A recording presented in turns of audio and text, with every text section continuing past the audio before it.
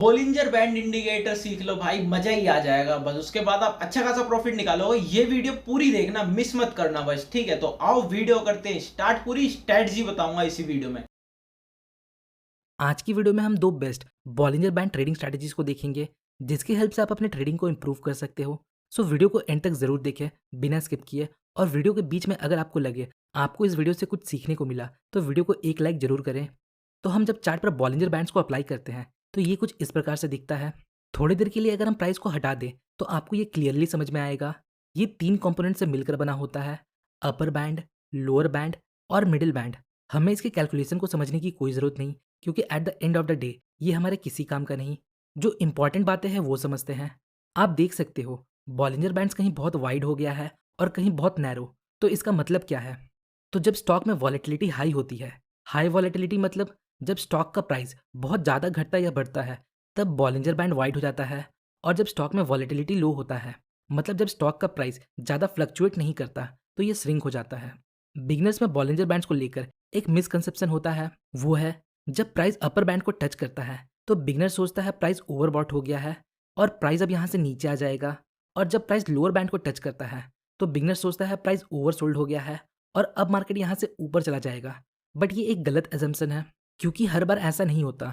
अगर मार्केट एक strong trend में है तो प्राइस कंटिन्यूसली अपर बैंड या लोअर बैंड के टच में रहता है। तो आइए अब स्ट्रैटेजी को समझते हैं।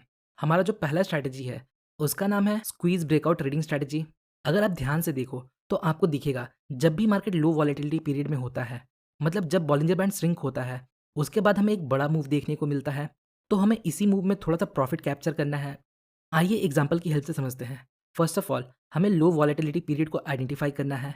यहाँ आप देख सकते हो मिडिल बैंड फ्लैट हो चुका है और अपर एंड लोअर बैंड एक दूसरे के बहुत करीब आ गए हैं, या हम बोल सकते हैं बॉलिंजर बैंड श्रिंक हो गया है। तो ये दोनों पॉइंट हमें एक लो वॉलेटिलिटी पीरियड रिप्रेजेंट करते हैं। अब हमने लो वॉलेटिलिटी पीरियड आइडेंटिफाई कर लिया है। नेक्स्ट, अब हमें एक ट्रेंडिंग मूव का वेट करना है। ये किसी भी डायरेक्शन में हो सकता है।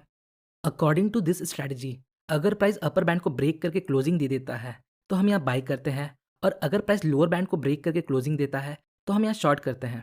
बट इस तरीके से ट्रेड करने पर हमारी एक्यूरेसी थोड़ी लो होती है, इसलिए हम इसमें एक मॉडिफिकेशन करेंगे। जब भी मार्केट लो वॉलेटिलिटी पीरियड में होगा, हम वहाँ हॉरिजॉन्टल लाइन से एक रेंज ड्रॉ करेंगे, कुछ इस प्रकार। अब अगर प्राइस रेजिस्टेंस लेवल को ब्रेक करके अपर बैंड के ऊपर क्लोजिंग दे दे तो हम यहाँ बाई करेंगे, और अगर प्राइस सपोर्ट लेवल को ब्रेक करके लोअर बैंड के नीचे क्लोजिंग दे दे तो हम यहाँ शॉर्ट करेंगे। फॉर दिस एग्जाम्पल, यहाँ प्राइस ने रेजिस्टेंस लेवल को ब्रेक किया और साथ ही साथ अपर बैंड के ऊपर क्लोजिंग दी। बट अभी हमें इमीडिएटली कोई ट्रेड नहीं लेना। अगर नेक्स्ट कैंडल इस कैंडल के हाई को ब्रेक कर देता है तो हम यहाँ बाई कर सकते हैं, और यहाँ हमारा स्टॉप लॉस ब्रेकआउट कैंडल के लो के नीचे होगा, और यहाँ हमारा टारगेट स्टॉप लॉस का डबल होगा। आइए कुछ और एग्जांपल्स देखते हैं।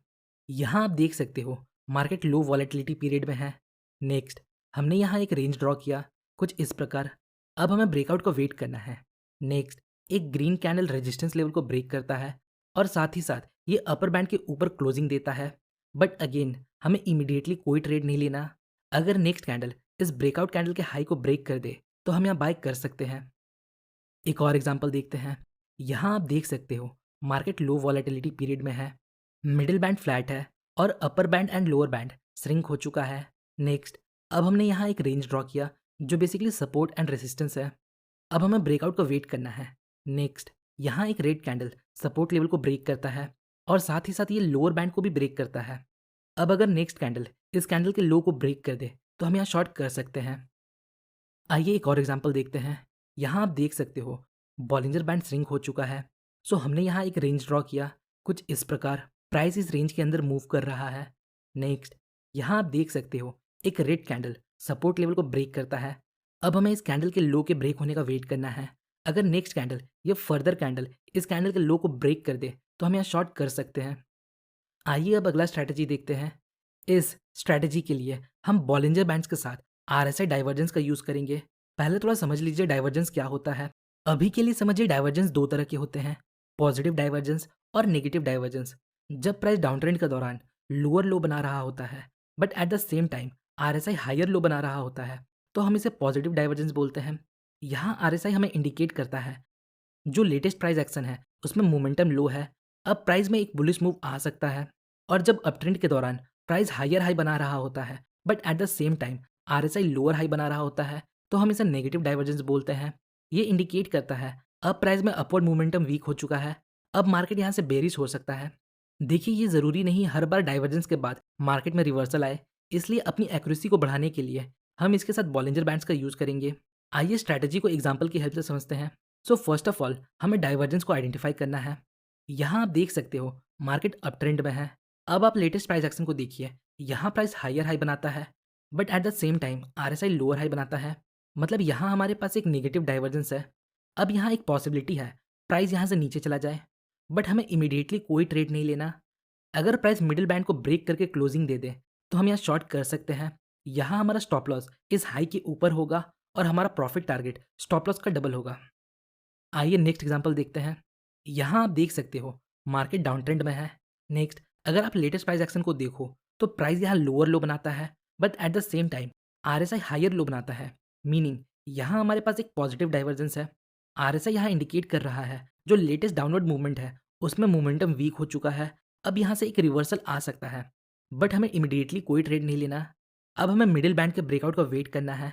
अगर कोई कैंडल मिडिल बैंड को ब्रेक करके क्लोजिंग दे दे तो हम यहाँ बाई कर सकते हैं और यहाँ हमारा स्टॉप लॉस इस लो के नीचे होगा और हमारा प्रॉफिट टारगेट स्टॉप लॉस का डबल होगा। अब आप लोगों के लिए एक प्लस पॉइंट है, अगर आप पॉजिटिव डाइवर्जन या नेगेटिव डाइवर्जन पर ट्रेड लेते हो तो याद रखिएगा डाइवर्जेंस का फर्स्ट पॉइंट बैंड को ब्रेक करना चाहिए और डाइवर्जेंस का सेकंड पॉइंट बैंड को ब्रेक नहीं करना चाहिए। और ये जो डाइवर्जेंस का सेकंड मूव आया है ये मिडिल बैंड के अंदर ही होना चाहिए, मिडिल बैंड को क्रॉस करके नहीं आना चाहिए। सो होपफुली गाइस आपको इस वीडियो से थोड़ी इन्फॉर्मेशन मिली होगी। आई होप गाइस वीडियो आप लोगों को पसंद आई होगी। अगर कुछ भी नहीं समझ आया तो नीचे कमेंट जरूर करना। बाकी मिलता हूँ आप लोगों से नेक्स्ट वीडियो में, जब तक के लिए जय श्री राम भाइयों।